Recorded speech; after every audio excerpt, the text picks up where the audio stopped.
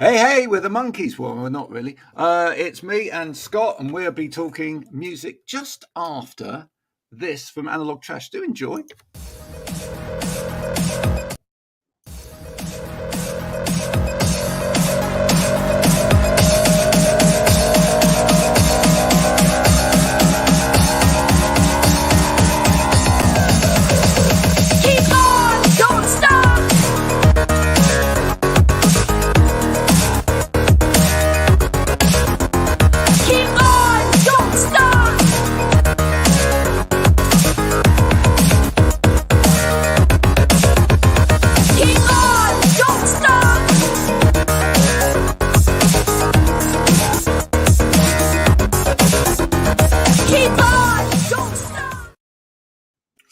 The motor that drove the video there seemed to be a little bit sticky. I thought it wasn't even going for a minute, so I kind of stopped it and started it again. I'll have to put some new batteries in it. There we go. We've done that now, and that will be fine. Scott, how are you? Very good, very good. How you doing, Graham? Oh, I'm good. I'm very busy, which is a good thing. Everyone should be busy in life, shouldn't they? And you've been busy as well, because you've obviously Absolutely, last time yes. I'm I in saw your you. beautiful country. You are. You're not that far away from me. You're in. Am I right in saying you're Winchester way? Winchester, yeah. Yeah. I'm based in New York, so yeah, I'm in Winchester for shows in the UK. Cool. Starting up on Friday. Starting on Friday. Where are you playing? Let's get straight into that. Where are you playing? So this tour is I have like one Guitarmy of One show, but most of the shows are with Frenchy and the Punk, and we are playing, Leicester, London, Newcastle, Whitby, Lincoln, and I might be forgetting somewhere. Well, that's enough, isn't it? I mean, that's quite a trek around the country. Are you good at English accents as you're traveling around the country? Are you able to speak in the sort of regional tongue as you go around? Not at all. I just listen and learn and okay. And okay, so when you get to Newcastle, you got to say, "Way I get canny man." Okay. Yeah. I don't know if I have that, but let's see. I have been told that we're in Birmingham, we have to say Birmingham. Birmingham, it's like that. Birmingham. Just make your mouth go like a little bit down, and it's Birmingham, like that. Oh, we're playing another place called Sowerby Bridge. Not Sowerby, but Sowerby Bridge. Sowerby Bridge. Yeah. It sounds cool. Listen, it sounds great in an American accent anyway, doesn't it? I guess, yeah. Yeah, of course it does. So tell me a little bit more about, because obviously last time you were here, you were talking about your music with Frenchy and the Punk. Tell me a little bit about Guitarmy of One. That's a great name, by the way. Thank you. Guitarmy of One is my instrumental project I've had for several years now. Even before I started Frenchy and the Punk, I wrote instrumental songs. But Guitarmy of One, all instrumental music. It's me on guitar. It's kind of an acoustic electric hybrid. I do all live looping, and all the songs have spy themes. So I was really into the spy shows as a kid. Like The Prisoner, and even some of the American detective shows like Rockford Files, Hawaii Five-O. The Rockford Files. Wow. Yeah. The Avengers, Kolchak. I loved all that stuff, and they had great theme songs. Yeah. One of the first songs I ever loved as a kid, I thought, wow, this is amazing, is the Hawaii Five-O theme. Yeah. It's a great piece of music. And I think that's where my love of instrumental music came from. And Guitarmy of One, it's very upbeat, it's very driving. Yeah, I wanted to have, it's like espionage music. I wanted to have you think of, it's instrumental, so you got to have a visual in your mind. So it's like car chases and people running through fields and down the street and that kind of thing. There's certain distinct elements to those kind of songs, aren't there? It's very similar in a way, I suppose, to Christmas music. in that respect, I mean, not in what it sounds like necessarily, but in terms of if you're going to write a Christmas song, for example, there are key elements which have to be in there, like you would put sleigh bells in, for example. Right, I was going to say sleigh bells. Yeah. Yeah, you'd have that din, din, din, din, din, din, din, somewhere in the song, right? You know, And then with spy music, you got to have that kind of James Bond twangy down, yeah, or at least kind of a dun, dun, dun, you've got to have those kind of little stabs. Yeah, there's got to be mystery to it, right? There's got to be a little bit of mystery, and intrigue. Do you, when you're composing that sort of thing, do you sit there watching spy movies whilst you're composing it? I don't, but I have seen so many that I think it's just in the brain. It's there, kind of, you're visualizing them. Yeah. Even before I started writing these more spy-themed records, I would write riffs, and either Samantha or a friend would say, that kind of sounds like a spy movie, and some of the riff ideas, Is there a best place to start coming up with ideas for spy movie music? Because I'll tell you for why.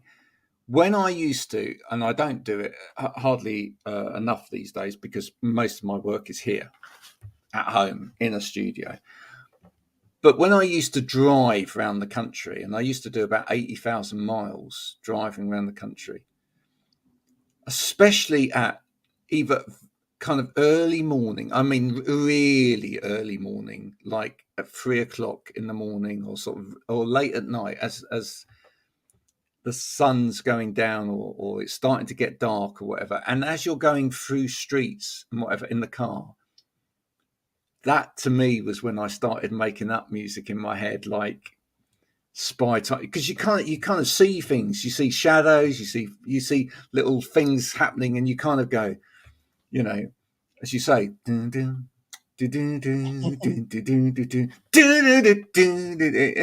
you start kind of singing those sort of things because it's like you're kind of building a film in your head. Is it the same for you? Yeah, I think though I feel like I tend to have the afternoon, like just afternoon when it's bright and sunny out.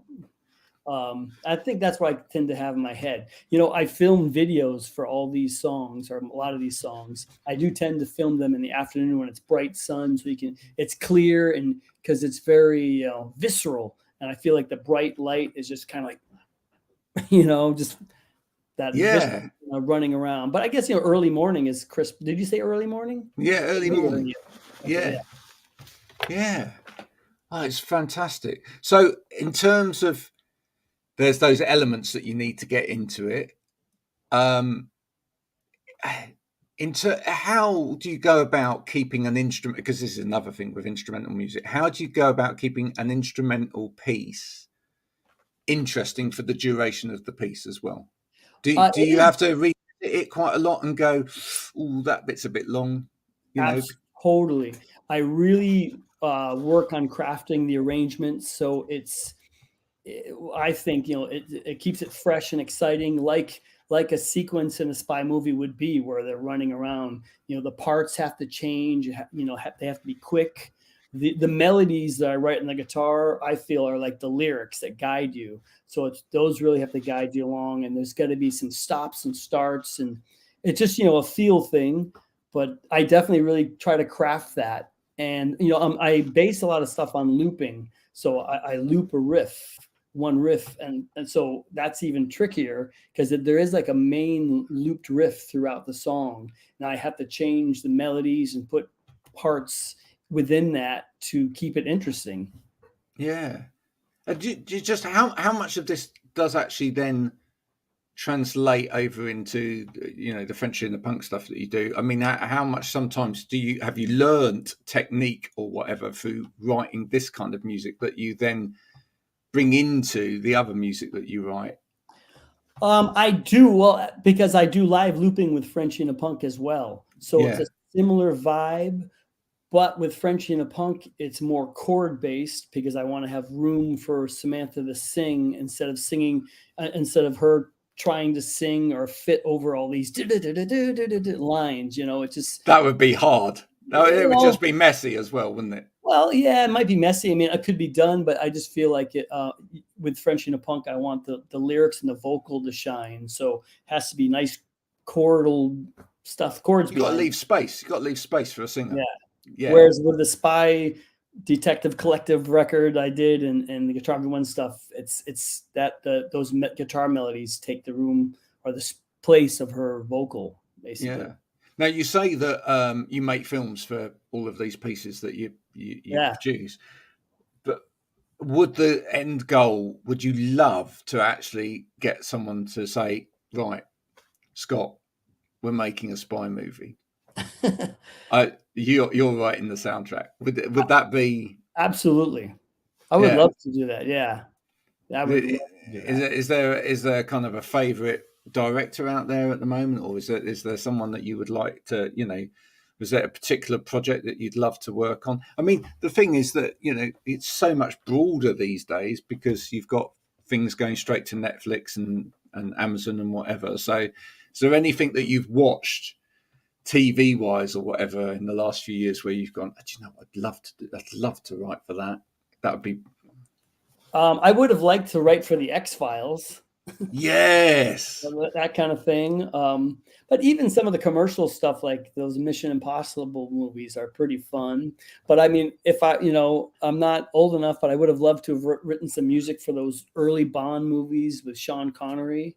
This is that cool 60s vibe that they had, 60s film they had. I would have loved that. All that stuff is great. I love just the look of that, really, as much as exactly. Yeah. I'd love to be in one of those too. Just, I wouldn't do a big acting thing, but just you got to be in it to have that. Yeah. Like, just a bit part. In any of those things. You got the hat. You could be like Oddjob. Totally, yeah. And one thing about some of those 60s ones, or even maybe some of the Bond ones, there's a touch of humor to it. I don't want it to be too serious. There's a little bit of kitschy, like the Avengers had some humor. I like the mix of that. The videos I do definitely have a mix of, or have some humor interspersed with me just running around. It's all about running. Yeah, do you feel a lot of drama's got too dark these days? Because it does tend to, there was a lot of kind of laughing at itself back in the day in terms of, I mean, think of the original Batman, for example, right, with Adam West. Yeah. Is it brilliant? Yeah? Yeah, it's very kitschy. Yeah, it's like you want somewhere in between James Bond and Pink Panther. Oh, yes. Pink Panther. Or Austin Powers, somewhere in there. Not too far, but not too, Yeah. Or Mr. Bean. Or Mr. Bean. No, not Bean, not Mr. Bean. Johnny English. Johnny English. Johnny English. Yeah. So like the Jason Bourne stuff, that's the Bourne Identity. That's very serious. So you got to mix in some Pink Panther or something in there. Yeah. No, absolutely. Yeah. Do you collect that old stuff? Do you? I mean, it's all streamable these days, but do you? I don't actually. Nope. No. I don't really collect stuff. I think I collected things when I was a kid. Like I was never that into baseball, but I collected baseball cards for a while. And then when I found music at the age of 12, I was just collecting records and T-shirts and punk magazines and all that kind of stuff. Yeah. I mean, this kind of music kind of lends itself to sort of being opened up into a community, maybe into a creative community, and allowing other people to, express what they see from it. I mean, I've always thought that with instrumental music as well. I've always loved it when like an artist has opened it up and said, "Oh, I'd love you to. Here it is. I'd love you to make what you think this fits." Totally, yeah. It is wide open for some kind of dance performance. It's wide open for someone to do live art too. It's wide open for a filmmaker to say, "I want to take this piece and create something completely different, maybe than what I would think of." Yeah. So maybe, I mean, have you ever thought about sort of contacting some sort of, I mean, my lad before he went off to university, was at a drama school in Taunton, for example, called The Space. They put on performances, 3 or 4 times a year, and sometimes they wrote new pieces, etc. Have you ever thought about contacting organisations like that and saying, "Oh, I've got material here. Would you like to take this and see what you can do with it?" I haven't, but that's a good idea. Yeah. There you go. Yeah. Because I'd love to see, and I'm sure you would as well. I'd love to see somebody else's kind of interpretation of that, and actually allowing maybe a young person to create a whole piece from this, which could then potentially go on and become a That's a film. great idea. I would love to do that, because it's always good to see someone take your work and make something new out of it. And like, wow, I didn't even think of that. Especially someone younger, with new, fresh, they have new, fresh ideas. It's cool. Yeah, absolutely. Writing this kind of music, do you have to drive the car that actually goes with it?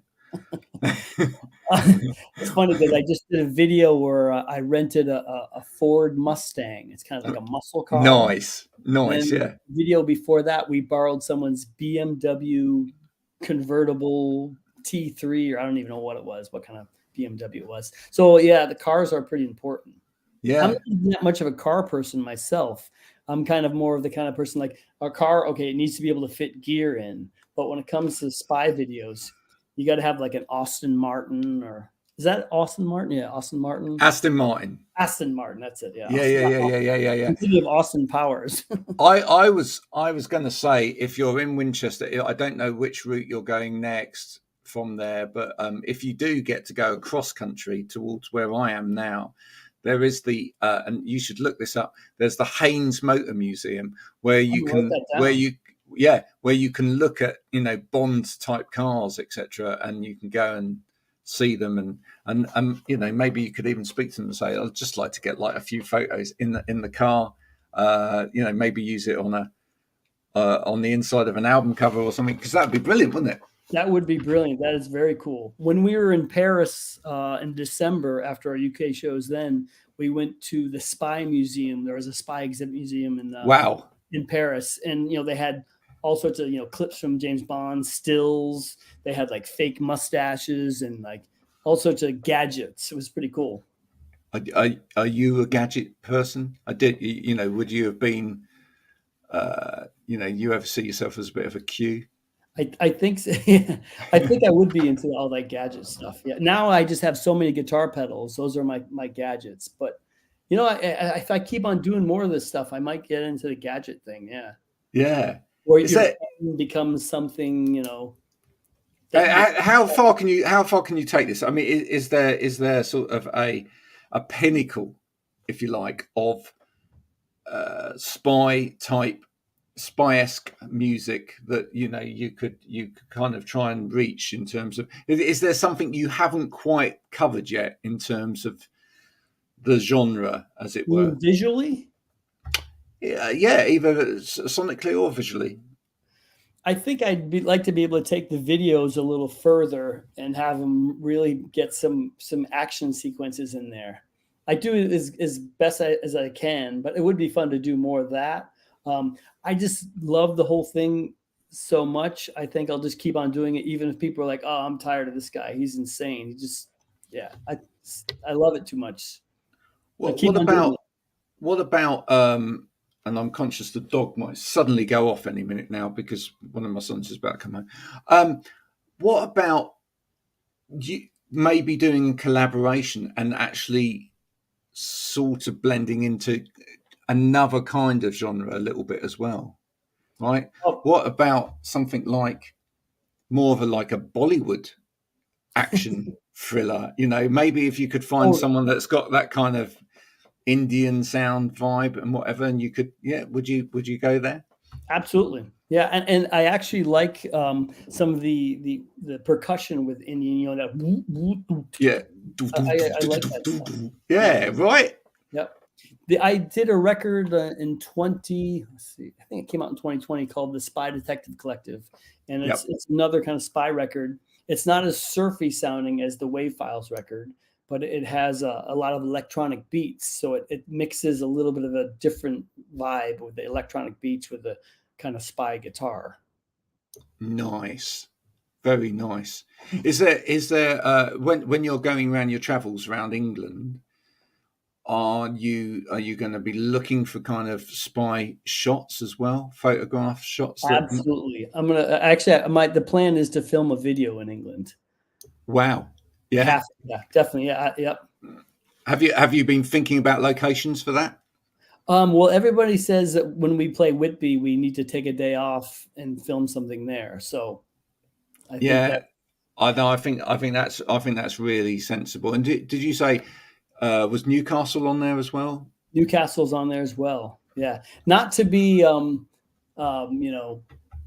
stroking your shoulder, your hair, or whatever, but there's so many beautiful places in England. I mean, I love the countryside. I love just driving around and seeing the homes and architecture. It's just ripe for videos. For me, it is, because we don't have this kind of stuff in the States. It's so cool looking. I think it is. You might be bored with it because you live here, but I think it's so cool. You drive through the Cotswolds and down in Devon. It's amazing. Yeah, well, absolutely. This is where I live in Somerset, etc. And there's the countryside around here is beautiful. But I'm just thinking about somewhere like Newcastle. You've got lots of sort of old bridges and whatever, and sort of dark tunnels and things like that. And of course, you've got the metro system as well. So you've got the train system that goes around, which could be really quite cool. What about down this way? Obviously, we've got steam trains. Now, what about steam trains? Because steam, for me, like those early sort of spy movies or whatever, you quite often had that scene where someone's going across the top of a train. Yeah, that's a great idea too, and that kind of brings in, like, even before the spy thing, the detective thing, like Hercule Poirot. Yeah, And Agatha Christie, and they did do spy steam trains. I'm all about it. Absolutely. Yeah. Absolutely. You ever thought have you ever thought about using kind of field recordings in any of this music at all? I mean, say for example, you did like a thing maybe around a train where you actually kind of got that kind of kind of and put it in there and like made it into part of the percussion, if you like, for the song. Yeah, no, that's a great idea. I have filmed and have the audio of a steam train, and I think we're in Bromley. Bromley, yeah, in Kent. Yeah. And I did record that. On the new record, I did record waves coming in, but that's not like the train thing. All that stuff is usable, and it's all here in this country. It all is. Fantastic. That's where it originated. Absolutely. Absolutely. I think if anybody's listening to this, by the way, over the next few days, and of any kind of spy story history within whichever part of the UK that you're in, especially the parts that Scott will be visiting, perhaps comment and let us know, because that'd be great. So maybe he can find out some of the best places to go to. Absolutely, yeah. And one of these days I need to get some people involved in the videos. It's me, it's Agent Camille, and sometimes I have extras come in and do stuff, but getting some more people in there. Maybe Graham, get yourself in the video with a hat, some dark glasses. Do you know what? Back in the briefcase. Back in the day, I did do a little bit of acting. It's my friend used to make films. Here's a little story for you. My friend used to make films, and we made a film, quite an interesting kind of thriller film, where I was in an office and I kept having flashbacks, and then I was kind of found murdered in a shed, and that was brilliant. All right, it was great fun. It was great fun to record. There was a scene in it though that we had to repeatedly film because I just kept corpsing, and it was because we filmed it in a university institution, and I was sat at a desk in this office bit, and I was reading down the telephone list to the side of me, and I don't know why I found this so funny. It's not funny at all, but one of the guys' names on the list was Dinosaur, and I just thought, I just saw, whilst we were filming this kind of intensely emotional scene, I saw this name and I just thought, why would you not call yourself Richard on that list? Just Right. right? It just didn't make sense. You can imagine that. Oh, is Dinosaur there, please? No, There's a song in there somewhere. There is. Or I write an instrumental and just have the sample like. Yeah, absolutely. No, absolutely. I think that the whole thing sounds brilliant. I've had a listen to the record. Tell people what's out there now, because you've got a single out. Yes, I actually have 2 singles out. The first single was called "Top Secret Agent Man on a Wiretap Phone at Sea." Nice long title, but if you look at it, it's top secret, secret agent man, man on a wiretap phone. So top secret agent man on a wiretap phone at sea. The record is called The Wave Files, and so there's the word sea is encoded in all the songs. But the new single out now is called Kolchak Meets the Sea Mobster. And Kolchak, if you remember, was a 70s detective type show. And it was like the precursor to the X-Files. Yeah. With the lollipop. Yeah. With the lollipop. He did. Yeah. He had a lollipop. Kojak. Yeah. No, Kolchak. Oh, right. Okay. Yeah. Not Kojak. Right. Yeah, it's a different one. It was probably a little bit more obscure, but he was like X-Files. He was a detective, and he'd like go in subways and crawl around in mud looking for like mutant sea creatures and stuff. Wow. I've got to look that up. All of this stuff is probably still available on the interweb to kind of go and see, which is the wonderful thing about the internet these days, etc. It is, yeah. And so the singles are out, and then the album, which is what a brilliant title, Wave Files. Wave Files, yeah. Yeah, some people might remember WAV files out there before MP3 suddenly took over. EMP files took over. Yeah, EMP files took over, or FLAC, or all of those things. We had. And then there's these kind of files, the actual CD. What are those? Remember those? Yeah, I love those. I have a great collection of those. In fact, I need to get one of those from you, signed, if I may, sir. That's the early one. Oh, look at that! There we go. Got that kind of. The Spy Who Loved Me. Oh, look at that on the back there. Yeah. So, people do go and check out Scott's music. It's all on your Bandcamp, etc. Bandcamp has it. It's on guitarmyofone.com. It's on Spotify. The new record, The Wave Files, comes out August 18th. And if you're going to see Scott in any of these gigs, which are either Frenchy and the Punk or Guitarmy of One around the UK at the moment, will you have merchandise for both? Will you have the CDs for both there with you? Yes. Yep.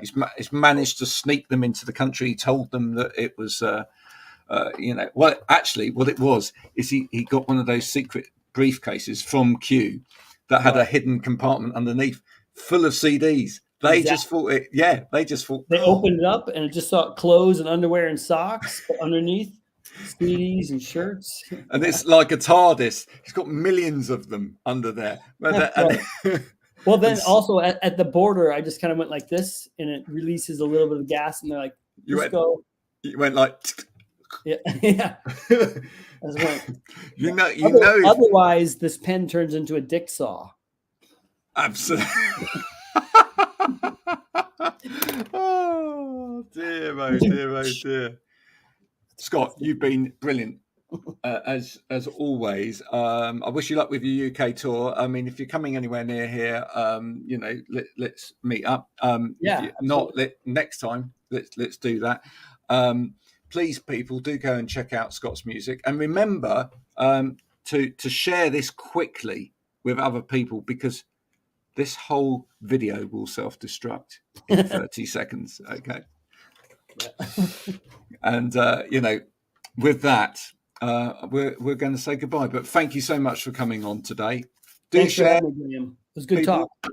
My music, share it with people. If you like my music, if you've enjoyed the guest today, go and say hello on the social medias. Do go and check out the music and listen to it as well. It's important, because music does not grow on trees. People spend hours and hours making it, and it costs them money and blood, sweat and tears. If you haven't enjoyed this today, tough. And this has been an instructional video on how to gel your hair with Cow's Lick. And you can now go and do what you like. Scott's been using that. And you can now go and do what you like with this video, as long as you share it with somebody. Until next time, bye for now.